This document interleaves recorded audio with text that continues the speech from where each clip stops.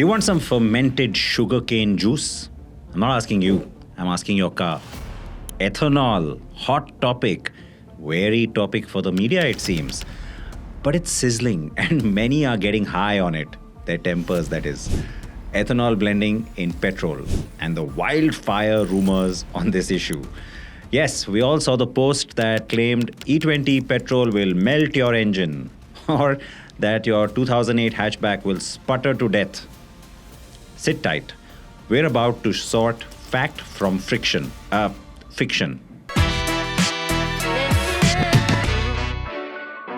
Welcome and vanakkam. This is Which Car Should I Buy? Because they all need to run on E20 from now on, by the way. Okay, I'm going to get to this two ways. Explain why we are where we are, the government view, and then also what you should really worry about, like really need to worry about versus freaking out. Cool? Let's start by decoding the buzzwords. Now, you've probably been filling up with E10 for a while now. You may not have known it. This is 10% ethanol mixed with 90% petrol. But now India is shifting to E20 nationwide, which means by the year end, there will be 20% ethanol in the mix. Many cities already have it, and you don't have a choice. So, why the ethanol hype? Because it's a biofuel. Basically, alcohol made from sugarcane, rice, maize, or corn, or even leftover grains. And it burns cleaner than any fossil fuel, like regular petrol. And it's not a fossil fuel. So you get the allure. A Niti Aayog study has shown that ethanol from sugarcane emits around 65% less greenhouse gases. And maize or corn-based ethanol cuts emissions by 50%. In short, E20 means a whole lot less CO2 coming out of your car's tailpipe. But it also has a lower calorific value. Now, that means the energy density when compared to petrol isn't as high, it isn't as efficient. It also has different chemical properties, and so engines need to be designed, taking those new properties into account. I'll talk about that a little later in the podcast. So if you're wondering if 1/5 of the fuel that you're pumping into your vehicle isn't petrol at all, how does it even work? Well, the Petroleum Ministry says that it has run extensive tests, pushing cars for 100,000 kilometers at a time, and they found no significant drop in power, torque, or reliability after switching from regular petrol to E20. But, okay, that's the government line. Even the Automotive Research Association of India, that's ARAI, which does all the testing, has backed this, saying that older cars didn't really show unusual wear or performance issues. So yeah, E20 isn't completely different. It's just a slightly tweaked cocktail. Hang on then. Why is social media full of complaints and fear-mongering? People are worried about lower mileage, increased wear and tear, of course, and most importantly, the inability to choose what they want to put in their cars. Well, bottom line, E20 isn't just an experiment. It's here to stay as part of official policy that promotes cleaner fuel, reduced oil imports, and better income for farmers. And don't forget the surplus grains that are just rotting in FCI godowns in many states. This could be a great way to kill two birds with one fuel type. But there are downsides, and implementation could have been a lot smoother, right? With a lot more time given to everyone to prepare. Okay, quiz question time. Ethanol in India is mainly produced from molasses. That's a byproduct of refining sugarcane into sugar. Do you know what the main ingredient used to make ethanol is? In Brazil, the highest adopter of ethanol blending. Answer with Brazil and, of course, your answer. Okay, let's move on. Now, the government really got interested in promoting blended fuel, or flex fuel as it's called, back in 2018 with a major upgrade to its own biofuel policy. The original plan was to reach 20% ethanol blending by 2030, but it recently pulled that deadline forward to 2025 unceremoniously, and so we had this sudden rollout, which has so many car owners worried and unhappy. And yes, there's been a lot of talk about certain ministers and whether they favor the sugarcane lobby or have their own fingers into some of those pies. unfounded rumors or real worries. Either way, you are not affected as a consumer because the policy is already here. Now, we've passed a lot of major milestones on the journey to achieving this E20 rollout. And it's not just happening here in India, remember, it's a global thing. A lot of countries are adopting this. In February 2023, Prime Minister Modi officially launched E20 fuel across the country. Now, it was the announcement of that. It was kicked off with a green mobility rally to mark that moment. Major automakers, of course, have been getting their act together ever since, at least since April that year, certifying all their new models to run smoothly on E20. Take Honda, for example, which has confirmed that every single unit sold in India since, wait for it, January 2009 was already E20 material compatible. Yep, even that old city from a decade ago can sip this blend without breaking a sweat.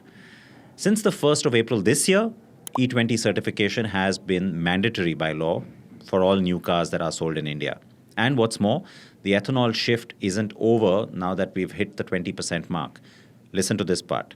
The Road Transport and Highways Minister, Nitin Gadkari, has recently confirmed that standards for E27, that's 27% ethanol blend, will be ready by the end of this month.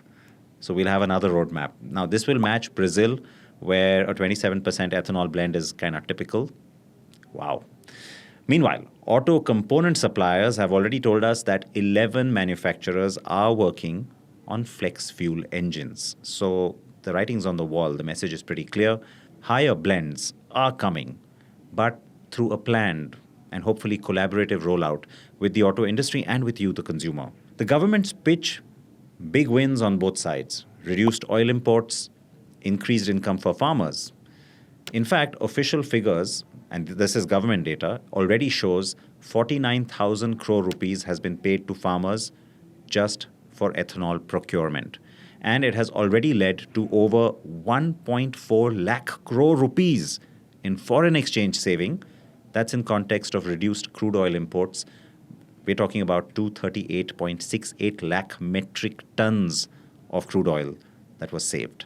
On the tech front, testing labs and standards bodies have also stepped things up. They've been updating materials, fuel formulations, so that fuel lines, seals, and other components in the newer cars are fully ethanol ready. And they are, anything that's on sale today. All right, trivia question 2. Did you know that all NASCAR races in the US require ethanol blended flex fuel? Can you tell me what percentage they need? Answer with NASCAR and the percentage. Okay, now we get to the part that really matters to you. So all of this is fine when it comes to what the government wants and what the government thinks. But what about you and your car? So let's start with the 2008 to 2013 crowd. We're talking about cars that are well over 10 to 15 years old. These cars weren't originally built with high ethanol blends like E20 in mind. So yes, you can expect degradation in performance and increased service requirements. Fuel economy will drop. The estimates put it anywhere between 3 and 25%. That's, of course, very extreme. So, yeah, 3 to 5% should be a given. That means higher fuel costs. While official tests have found no major breakdowns or even catastrophic failures in older vehicles, you can expect rubber fuel hoses, injector seals to wear out a little sooner than if you were to just use pure petrol. Now, we're talking all of this happening typically after like 20 or 30,000 kilometers of usage with E20. So as long as you're sticking to a regular maintenance schedule with that old car, this can be managed in your servicing. So your old car isn't turning into scrap overnight. That is hearsay. But it could lose some value. It will need extra care. And if you're not careful, it will become more fuel hungry. If your car falls in the 2014 to 2019 range, you're in much better shape. These models were already designed typically for E10. Remember, that's been around for a while, which means they'll have stronger, more ethanol-resistant fuel systems. Now, when it comes to running on E20, that impact then is actually minimal. Again, don't listen to what everybody's saying. Mileage will drop, if at all, by just 1 to 3%, which is let's face it, barely noticeable in day-to-day driving. Durability tests have shown that these middle-aged cars performed just as well on E20 as they did on E10. So while you might lose a few hundred kilometers over, say, 10,000 kilometers of running, it's nothing drastic. Your car will still deliver close to its claimed fuel efficiency, and you don't really have to worry about any major wear or issues like that related to parts. That's got to be a little heartening, I'm sure. If your car was launched in 2020 or later, that's the third set of cars I want to talk about, you are in the comfort zone. Most petrol vehicles manufactured within that last 5-year period are already engineered for E20. Like I said, this is also global. Remember, we have lots of shared components, shared parts, and shared platforms, even for engines, globally. So, retuned engines, ethanol-resistant materials in the fuel system are already standard in these cars. So, popular models like the Hyundai Creta, Maruti Suzuki Grand Vitara, including the hybrid, by the way, the Volkswagen Taygun, Skoda Kushaq, MG Aster, I mean, they've all been E20 ready, all these cars that I named, since they first went on display in the showroom. The way things are going, every new car will be designed to run on E20 like it's business as usual by the end of this decade. And like I said, of course, from April this year, it's mandated by law. So everything that's on the market, already in that zone. By the way, on the bike side too, I know we don't talk about bikes here, but just want to quickly say, many models sold in the last 2 years are clearly labeled E20 compatible. There's a sticker on the fuel tank. You might have seen that. Most owners of older bikes, yes, will have some trouble with slug buildup, or especially in the combustion chamber because of the composition of E20 fuel. We did speak to some of the bike manufacturers. KTM has confirmed to us at Acco Drive that anyone who rides a bike that isn't explicitly E20 compatible will need to use 40 milliliters of octane booster additive for every full tank. Now, that's only once every 1,000 kilometers. It'll cost you around 80 rupees. So, manageable for sure. These boosters, now, they will improve the combustion efficiency of the fuel, and they're going to help avoid slug formation in throttle body and, of course, injectors as well. On a side note, this reminds me of the two-stroke era when you needed to add the 2T oil. Remember when you went to fuel up? That's nostalgia. Okay, let me not get distracted. Keep in mind that KTM engines, of course, are very high compression units. So maybe all of this won't be as hyper or really needed for like basic commuter bikes. We're still waiting on statements from the other manufacturers. So watch our channel for that, and our social media channels too. Now, let me ask you a bike-related question for the last trivia of the day. This motorcycle was launched by an Indian manufacturer in 2019 and was officially the world's first ethanol-powered bike. Unfortunately, it didn't really take off, but can you name it? Answer by saying bike and the name of the bike.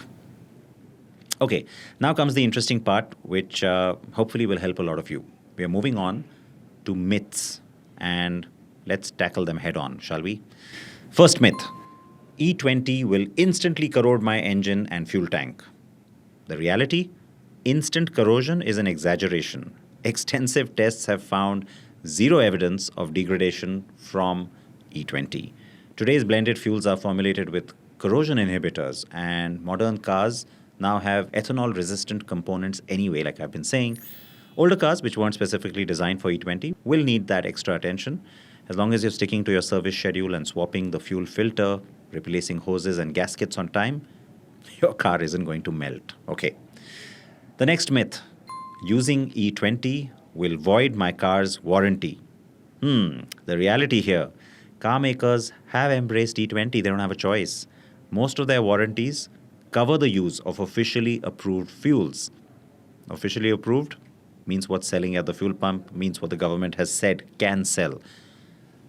E20 is now nationally approved. But there is some confusion when it comes to older cars. In most cases, the warranty would have expired anyway by now, right?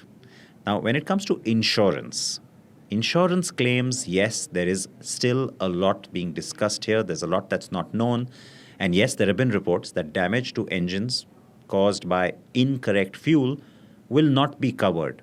That's true, because no insurance policy so far needed to cover such damage. In fact, All policies or documents, the fine print always clearly says the wrong fuel type as opposed to what is recommended by the manufacturer, and related damage will not be covered. You are justified in being concerned because when you bought the car, the manufacturer also recommended something else, right? So what should you do? Maintain detailed service records, check with your insurer if there's a change or a tweak in the policy that they are offering you, and also check with the vehicle manufacturer about E20 compatibility, whether you need to make any modifications. This is an evolving situation. Yes, it has snuck up on us and has sort of been dumped on us in a hurry. So some changes will emerge, even on the insurance side, I'm sure. Yes, there are a lot of discussions happening right now. Next myth, blending ethanol should have made petrol way cheaper. So why are the prices still the same? You know what? This is a good question.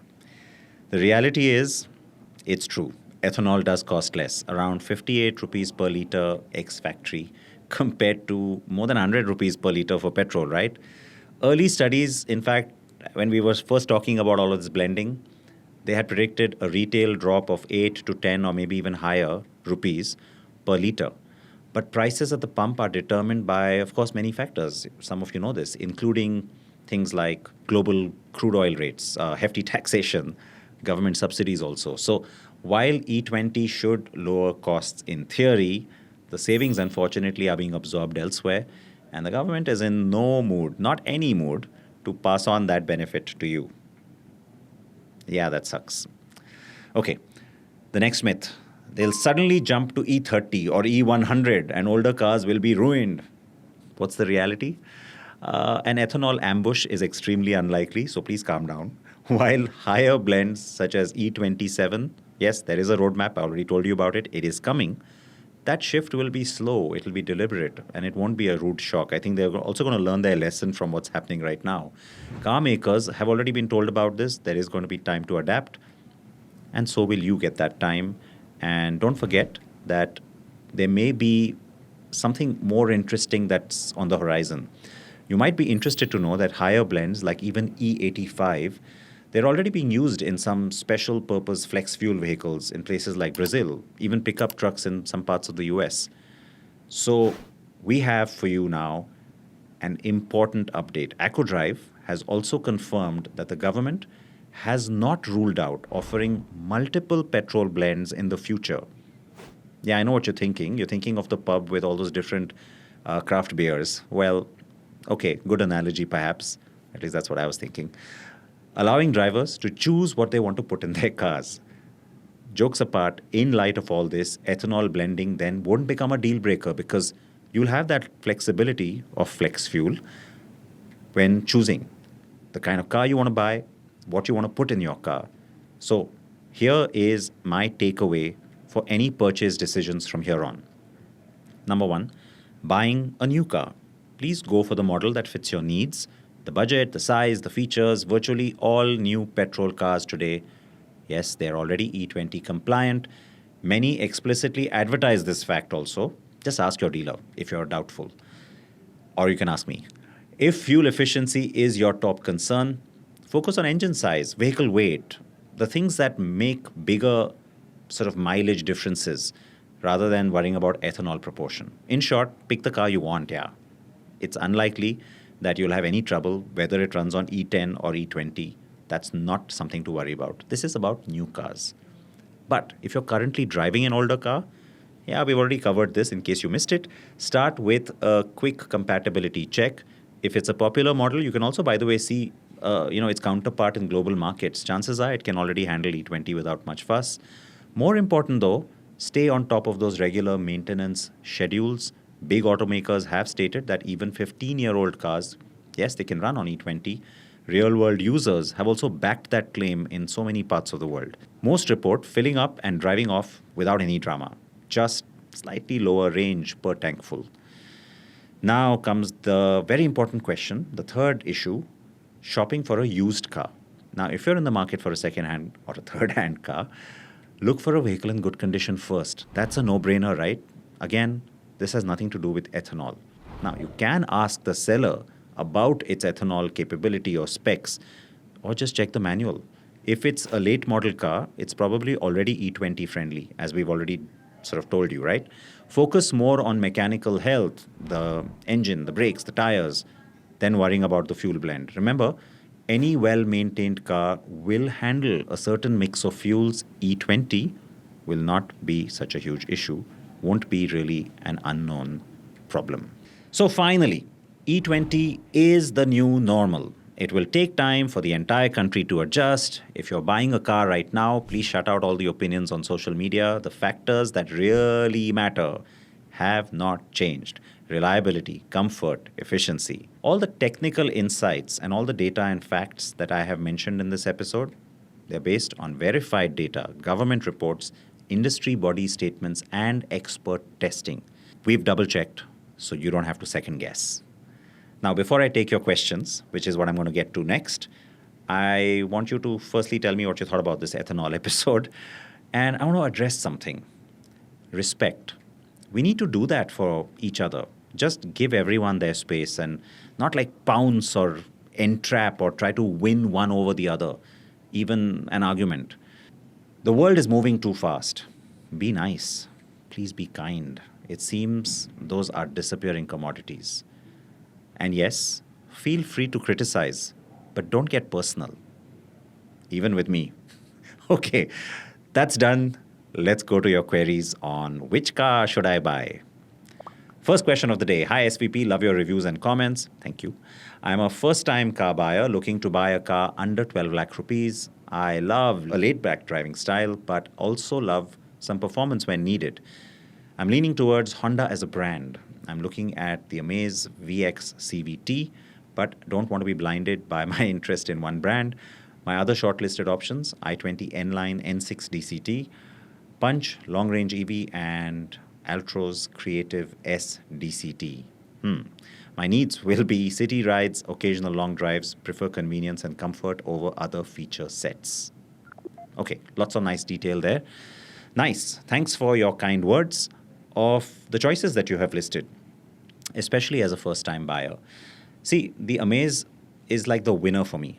It is safe, it is well-built, has decent features, but most importantly, it will give you reliable, efficient performance and plenty of peace of mind. The i20 N-Line is way more fun to drive, and so despite being a first-time buyer and that whole laid-back thing, if you like that sportier driving, that's the one to go with. It'll also not give you too much trouble. Next question is from Kamal, looking to purchase a hybrid car because of mileage.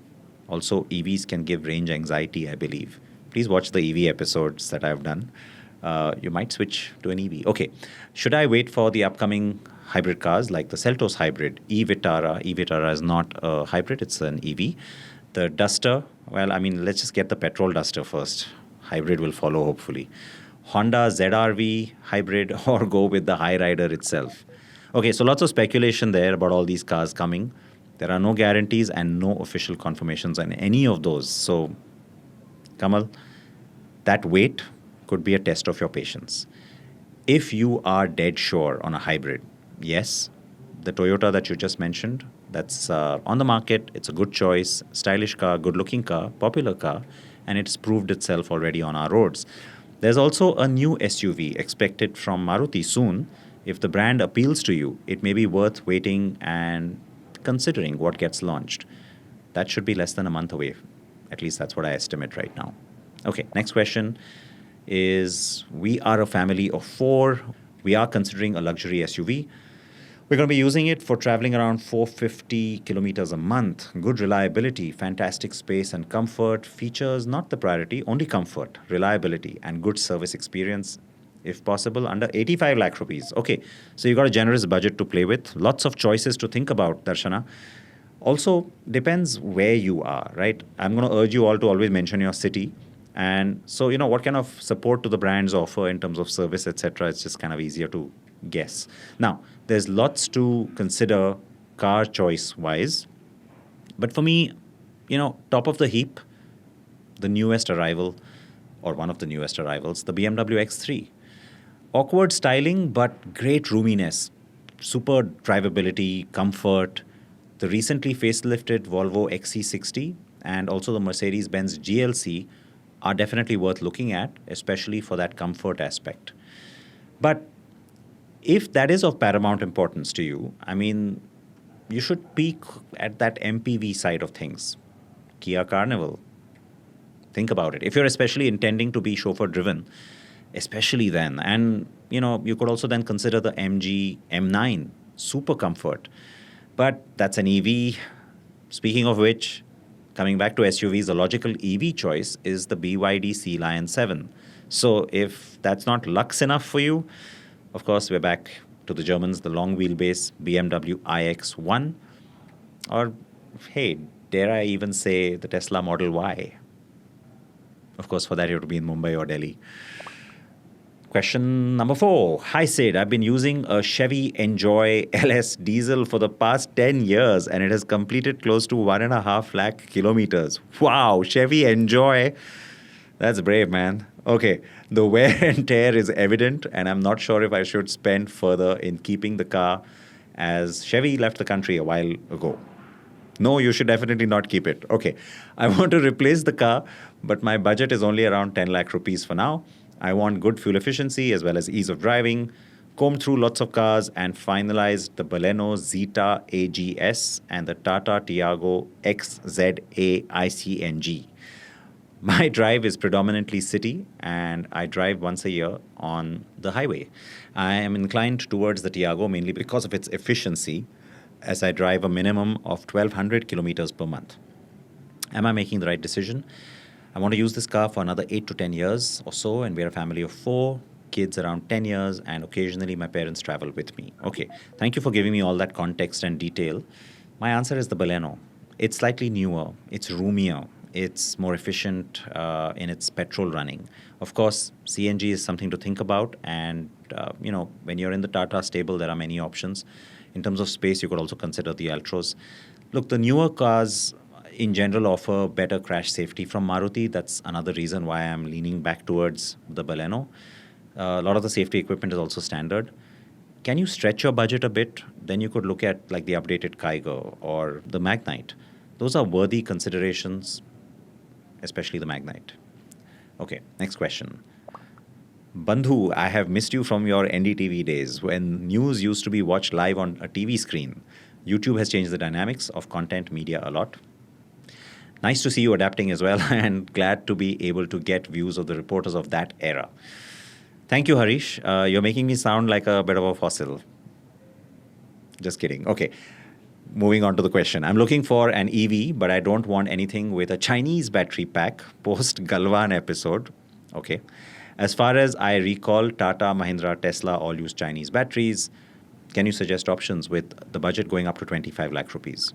Okay, that's a tough call because it really leaves you with the Creta Electric or Karen's Clavis EV, really. So tell me what you think about that. And is there something else you might want to consider if it's not an EV? Happy to have the conversation continue. But for now, yeah, those are my 2 choices, I suppose. Next question is Anand, who writes, great to see you here on Acco Drive. I've been a long-time follower of your videos on CNB and thought you'd moved up the ladder and stopped creating content. Honestly, it felt like you left a bit of a void. Glad to see you're still around, just in a new space. Yeah, I never left. I just moved. Okay, back to Anand's question. So no void. I have a query about choosing a reliable hatchback. I've narrowed it down to the AMT Swift ZXi or the AMT Baleno Alpha. Why AMT? I have owned Swifts for over 15 years now, wow, across 2 generations. I've always appreciated their practicality, mileage, ease of ownership, and reliability. While I've been happy with the Swift, I'm wondering if it's time to switch to the Baleno, or would you recommend something else? Nice. Okay. The no-brainer is, of course, stick with the Swift. Look, the new car is nice, it's well-built, it's safe, it's nicely sort of crash-compliant too, hopefully. It is way sportier than the Baleno, but an AMT is the opposite of that. It's not fun, man, not in the long run. Think about how long you want to keep this car. Can you stretch? If you can stay with Maruti, go with the Fronk's 1-liter booster jet turbo with the 6-speed auto. Way more fun, though yeah, okay, it's pricier. If your budget does allow it, of course, there's also the 7 DCT on the i20 N line. That's an option. I hope I haven't confused you more. All right, tell me what you think. Next question. Hi, Sid. I've been using a Volkswagen Vento 1.2 DSG for the past 10 years, and I'm very happy with the drive dynamics, comfort, and the power it delivers. Therefore, I'm not liking Japanese and Korean cars and decided to buy Virtus or Taygun or their Skoda siblings. So, do you think this is the right time? Okay, now we're getting to the question. I feel like their facelifts are just around the corner. I can wait for 4 to 6 months in such a case. What do you suggest? Good question. Both manufacturers are being very tight-lipped. Look, a facelift on the Kushaq should come before any of the others. It's been pushed to early 2026 is what we are hearing. Why is a good question because, of course, it'll possibly affect what happens with the Taygun and then those two sedans as well. These brands, the assumption generally is that the facelift will not be very drastic. So it may not really be very different looking. Of course, it could offer some new features. So it's a bit of a gamble. Mechanically, nothing is expected to change. So if you really like the current cars, you don't really want to wait anywhere from 3 to, 8 months. Just go ahead. I don't think it's also going to affect things like resale value. Few features, sure, you might hate me then. Okay, next. Hey Sid, it might be a bit out of place, but really want to know when is the next generation i20 coming, or will they launch the Bayon instead? And will Hyundai come up with an electric hatch? Any insights would be greatly appreciated. Yes, will be greatly appreciated if the company would tell us also. But this is not at all out of place, Ash. Now, the next i20 is coming. Yes, the next generation is coming. It's going to be quite something, by the way. So no expectation of the Bayon at all. The next generation Venue, in fact, will beat the new i20 to the market. The next i20 is also expected to be electrified, but India will likely get an electrified version of like the Exter, sort of. I hope that answers your question. Deepak is saying, hi sir, I am planning to buy a 7-seater petrol automatic SUV for my family with a budget of 25 to 28 lakh rupees on road, monthly running 1000 kilometers, 60-40 city highway split in Mumbai. I'm looking for performance, safety, comfort, space, good drive experience, and after-sales service. On paper, Deepak, the answer is the Mahindra XUV 700. Two big issues there.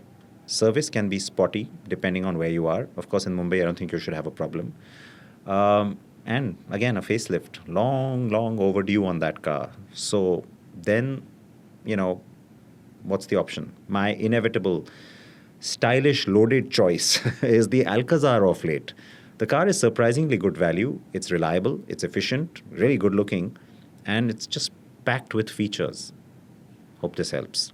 Please keep your questions coming. Either post them here or ask me on Sid Patankar on social media. Promise to always wear your seatbelts.